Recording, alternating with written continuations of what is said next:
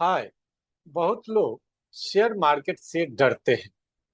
आपने सुना होगा कि जब आप किसी से बात करेंगे तो उनका कहना होता है कि यार शेयर मार्केट मुझे समझ में नहीं आता है। तो बहुत लोगों का कहना है कि शेयर मार्केट समझ में नहीं आता है। बहुत लोगों को डर लगता है, इसलिए कि कहीं पैसा नुकसान ना हो जाए। और बहुत लोगों का मानना है कि शेयर बाजार सट्टा है। तो आज का ये वीडियो इसी विषय पर है। मैं आपको इस वीडियो में शेयर मार्केट क्या है, कैसे काम करता है, बहुत ही सरल भाषा में समझाने का कोशिश करूंगा, ताकि आपको शेयर मार्केट से डर भी ना लगे। और अगर चाहते हैं कुछ अर्निंग करना, तो शेयर मार्केट में इन्वेस्ट करके आप कुछ अर्निंग भी कर सकते हैं। तो आइए समझते हैं। अब शेयर मार्केट क्या है, एक सिंपल कंसेप्ट समझिए। कि मान लीजिए कि आपके आस पड़ोस में एक छोटा सा दुकान है, कोई बिजनेस है। ठीक है, कुछ भी हो सकता है, कोई भी बिजनेस हो सकता है। तो आप बिजनेस को थोड़ा सा समझिएगा। बिजनेस स्टार्ट करने में क्या क्या लगता है। पहले तो एक स्पेस चाहिए। एक दुकान का स्पेस 10 बाई 10 मान लेते हैं। एक छोटा सा स्पेस चाहिए जहां आप दुकान करेंगे। और उसके बाद क्या चाहिए, दुकान में फर्नीचर्स कुछ बनवाने पड़ेंगे, कुछ रेक्स लगवाने पड़ेंगे। कुछ इधर सामान रखना है, कुछ इधर सामान रखना है, ये सारे रखने पड़ेंगे। इसके बाद एक आपको टेबल और चेयर भी चाहिए जिस पर आप बैठेंगे। और बिलिंग करने के लिए कंप्यूटर और एक स्टाफ भी चाहिए, जो कि आपको सामान ला करके दे या बिलिंग कर सके। ये सारी व्यवस्था आपको करना पड़ेगा। अब ये सारी व्यवस्था करते हैं तो इसमें तो खर्चा लगेगा। बिना खर्चे का तो कुछ होता नहीं है। तो बिजनेस का मतलब होता है कि पैसा खर्चा करना और उस एक एक पैसे का हिसाब रखना। बिजनेस का सिंपल मतलब है, आप बिजनेस करते हैं तो जो भी पैसा आप लगाते हैं उस पे क्या आपको अर्निंग हुआ, क्या इन्वेस्टमेंट आया, क्या मार्केटिंग किए, क्या स्टाफ को दिए, क्या रेंट दिए, क्या बिजली का खर्चा किए। इस सारी चीजों का हिसाब किताब आपके पास होना चाहिए। तभी आपको एक्चुअली पता चल पाएगा कि आपको क्या प्रॉफिट हुआ और क्या लॉस हुआ। अब जो मैंने आपको एक हाइपोथेटिकल एग्जाम्पल सेट किया कि एक दुकान आपने देखा जिसमें सारी चीजें, ये खर्चा इंफ्रास्ट्रक्चर में किया। अब आती है बात कि जब इंफ्रास्ट्रक्चर बन जाता है तो उसमें माल चाहिए। माल के लिए आप चावल, आटा, दाल, कॉपी, कलम, किताब जो भी आप लाते हैं, खरीद करके लाते हैं। तो इस माल में भी, इस गुड्स में भी आपको पैसे खर्च होते हैं। तो इसका भी एक एक चीज का हिसाब लगता है। और आपका जो स्टाफ लगा इसमें, उसका भी एक दिन का मजदूरी लगा। आपने उसका जो धुलाई करके, मतलब वहां से ढो करके लाए, या जो कैरियर खर्चा हुआ, वो भी पैसा आपको लगा। तो ये सारे पैसे का हिसाब हुआ। ठीक है। अब जब ये हिसाब होता है तो ये बिजनेस साल भर में देखता है कि उसको क्या लॉस और क्या प्रॉफिट हुआ। तो साल भर के बाद अगर बिजनेस कैलकुलेट करता है कि उसको 20% प्रॉफिट होता है। ठीक है। तो 20% सारे खर्चे काट करके, सारे मजदूरी, सारे एक्सपेंसेस, इवन अपना जो मालिक है वो अगर बैठता है, सर्विस देता है, तो उसके भी अलग से जो मेहनताना होता है वो भी काट करके जो बचता है, वो बिजनेस का प्रॉफिट कहलाता है। ओके। तो एक लेबर, छोटा सा लेबर, छोटी सी एक्सपेंसेस जो हुई बिजनेस में, वो सारी चीजों का कैलकुलेशन होता है। और उसके बाद जो आपको बचत होता है वो आपका प्रॉफिट कहलाता है। और ये प्रॉफिट अगर 20% होता है तो ये एक बेहतर प्रॉफिट माना जा सकता है। अब मानते हैं कि इस बिजनेस में उस बिजनेसमैन ने 1 करोड़ रुपया खर्चा किया था, और 1 करोड़ में सारा इंफ्रास्ट्रक्चर और एवरीथिंग उसका कैलकुलेट हुआ, प्लस कच्चे माल, जो रॉ मटेरियल जो उसे सेल करना है, जो गुड्स है जो उसे सेल करना है, उसका भी जो परचेज में खर्चा लगा, सारा मिला करके साल भर में उसने 1 करोड़ रुपए का बिजनेस बनाया। अब रेवेन्यू का पार्ट अलग है। ठीक है। तो इस एक्सपेंसेस पर उसका, मतलब जो 1 करोड़ का कैपिटल है उस पर जो अर्निंग हुआ, वो सब खर्चे काटने के बाद 20% का अर्निंग हुआ। तो अब यहाँ पर बिजनेसमैन क्या कहना है कि अगर मुझे 1 करोड़ और रुपया मिले तो मैं और अधिक कमा सकता हूं या बिजनेस का स्कोप बढ़िया है। तो इस तरह के लोग मिलते हैं जो इस तरह के बिजनेस में इन्वेस्ट करना चाहते हैं, अपना पैसा देना चाहते हैं और लाभ में हिस्सा कमाना चाहते हैं। ठीक है। अब बात को यहां समझिएगा कि यही सिंपल भाषा में समझाने का मतलब हुआ कि जो कोई भी इस बिजनेस में इन्वेस्ट करना चाहेगा वो अपना हिस्सा उसमें देगा और उस हिस्से के अनुसार उसको प्रॉफिट में हिस्सेदारी मिलेगी। मतलब जो 20% कमाया उसमें हिस्सेदारी मिलेगी। अब इसको एक सिंपल भाषा में और समझते हैं। मान लीजिए कि 1 करोड़ बिजनेस में टोटल एक्सपेंसेस हुआ। टोटल खर्चा बिजनेस का 1 करोड़ है। उसमें दुकान का जो रेंट हुआ या एग्रीमेंट में खर्चा हुआ, इंफ्रास्ट्रक्चर में खर्चा हुआ या कंप्यूटर लगाए या स्टाफ रखे, वो सारा जो खर्चा हुआ वो 1 करोड़ रुपया है। अब जो मालिक चाहता है अगला जो बिजनेस एक्सपेंड करेगा उसमें चाहता है कि 50 लाख रुपया खुद देगा और 50 लाख इन्वेस्टर से लेगा। तो अगर 50 लाख इन्वेस्टर देने के लिए तैयार है तो हो सकता है कि कोई एक भी दे दे, लेकिन मालिक का कहना है कि कोई जरूरी नहीं है एक दे या 1,000 दे, हमें 1,000 के हिस्से में रुपया चाहिए। मतलब 1,000 का जितना आप मल्टीप्लीकेशन करके लेना चाहते हैं उतना हिस्सा ले सकते हैं। तो एक हिस्सा 1,000 का बनाया उसने, तो अगर 50 लाख को उसको देना है तो 5,000 हिस्सा बना देगा। मतलब 5,000 आदमी चाहे तो 1,000 का हिस्सेदारी ले सकते हैं और यही कहलाता है शेयर। ठीक है। यही शेयर कहलाता है कि 1,000 का शेयर बट गया। अब 1,000 का शेयर कोई भी ले ले, चाहे एक ही आदमी 50 लाख इन्वेस्ट करे तो पूरे 5,000 शेयर खरीद ले, और नहीं तो 5,000 आदमी मिल करके शेयर खरीदे।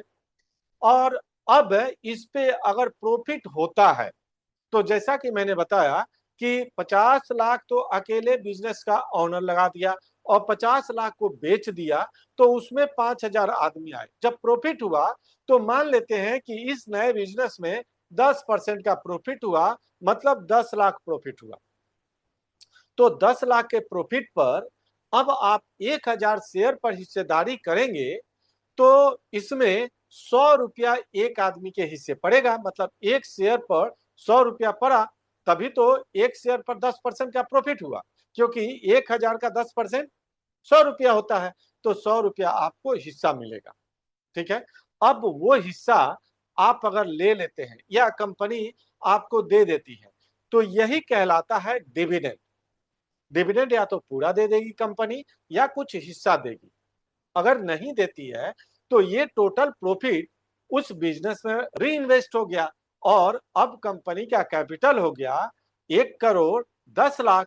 अब अगली बार जब कंपनी कमाएगी और फिर 10% ही कमाती है तो वो 11 लाख कमाएगी और उस कंडीशन में आपको प्रॉफिट मिलेगा 1,110 रुपया।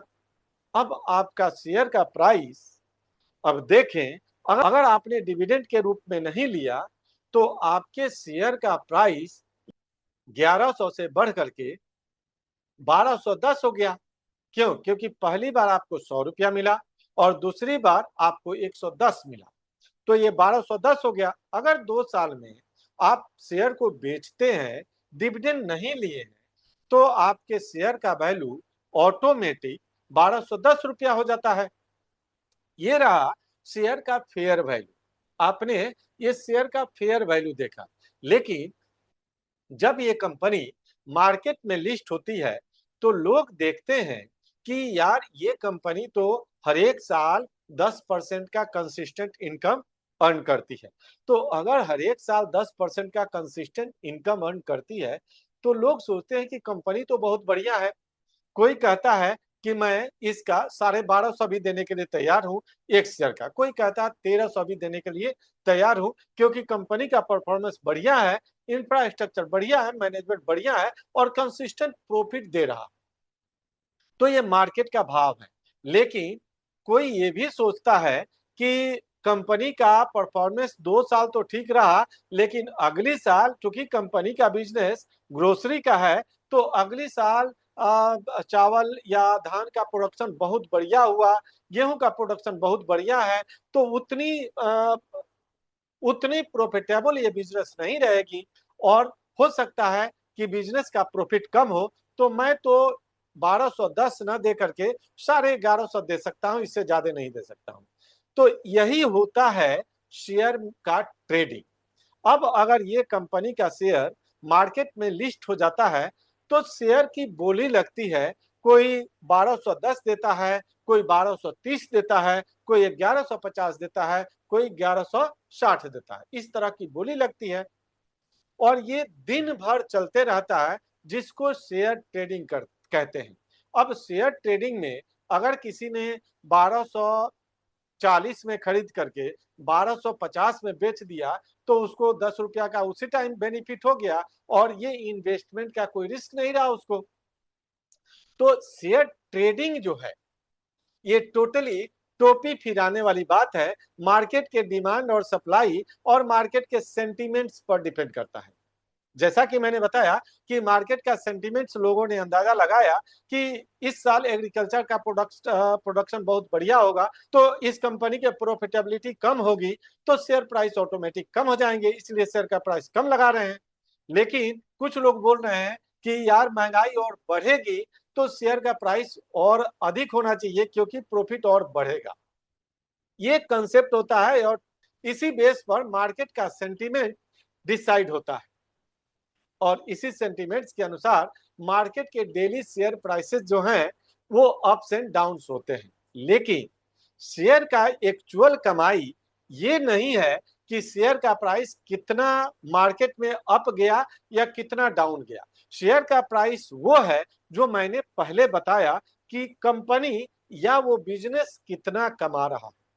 तो आप शेयर मार्केट में एक्चुअली शेयर नहीं खरीदते हैं। अगर शेयर का कारोबार करते हैं, शेयर खरीद बिक्री का काम करते हैं आप, तो ये क्या है? ये एक तरह का सट्टा लगाना है। मार्केट के सेंटिमेंट्स पढ़े, लोगों का मूड देखे, लोग किधर जा रहे हैं, उसी डायरेक्शन में आपने खरीदा। प्रॉफिट हुआ तो ठीक है, लॉस हुआ तो आपको झेलना पड़ेगा, क्योंकि ये आप जिस सेंटिमेंट को अच्छा मानते हैं, उसके अनुसार आपने खरीदा। और आपके अगेंस्ट जो लोग सेंटिमेंट्स के निगेटिव हैं, वो अगर संख्या में ज्यादा हो गए, तो बिकवाली ज्यादा होगी, तो मार्केट नीचे आ जाएगा। तो ये टोटली सेंटिमेंट्स पर और मार्केट के मूड पर डिपेंड करता है। लेकिन इसमें प्लेयर भी होते हैं। प्लेयर देखते हैं कि लोगों का सेंटिमेंट्स ये है, तो कितने लोगों का सेंटिमेंट्स है। अगर प्लेयर्स ने देखा कि बहुत कम लोगों का सेंटिमेंट्स है जो पॉजिटिव है, तो वो मार्केट को सेल करने लगेंगे, और उस शेयर को सेल करने लगेंगे जब, तो शेयर प्राइस नीचे आ जाएगा, तो जो बायर होंगे ट्रैप हो जाएंगे। तो मार्केट में डेली इस तरह का केस होते रहता है। लेकिन अगर आप एक बिजनेस में इन्वेस्ट करते हैं, जो कि शेयर का बेसिक कंसेप्ट है कि आप बिजनेस खरीदते हैं, शेयर नहीं खरीदते। आप एक्चुअली एक शेयर के रूप में बिजनेस का उतना हिस्सा खरीदते हैं, और जब आपके पास उतना हिस्सा आता है, तो उस पे जो बिजनेस को लाभ होता है, उसी रेशियो में आपको मिलता है। तो अगर आप शेयर मार्केट से जेन्युइनली अर्निंग करना चाहते हैं, तो आपको बिजनेस को समझना पड़ेगा, बिजनेस के कंसेप्ट को समझना पड़ेगा, और इसके लिए थोड़ा सा आपका फंडामेंटल और मार्केट का अंडरस्टैंडिंग होनी बहुत जरूरी है। लेकिन अगर डेली ट्रेडिंग करके, जैसे मैंने बताया कि सट्टा लगा करके या स्पेकुलेशन करके कि मार्केट ऊपर जाएगा कि मार्केट नीचे जाएगा, इस तरह से करके अगर अर्निंग करना चाहते हैं, तो इसमें थोड़ा रिस्क होता है। इसलिए इसको सीखना बहुत जरूरी है। कैसे सेंटिमेंट्स को आप रीड करेंगे, कैसे चार्ट पर इस बात को समझ लेंगे कि ट्रेंड किधर जाने वाला है, ये सारी चीजें आपको सीखना पड़ेगा। तब तो आप डे ट्रेडिंग में कुछ अर्निंग कर सकते हैं। अदरवाइज डे ट्रेडिंग एक स्पेकुलेशन है, एक गैम्बलिंग ही माना जा सकता है। डे ट्रेडिंग कोई बिजनेस नहीं है। एक्चुअल में बिजनेस इन्वेस्टमेंट है, जो आप किसी पार्टिकुलर शेयर में इन्वेस्ट करना चाहते हैं। तो दोस्तों, मुझे उम्मीद है कि आप शेयर के बेसिक कंसेप्ट को समझ गए होंगे। आपको ये वीडियो कैसा लगा, कमेंट बॉक्स में जरूर बताइएगा। अगर ये वीडियो अच्छा लगा होगा, तो लाइक कीजिएगा।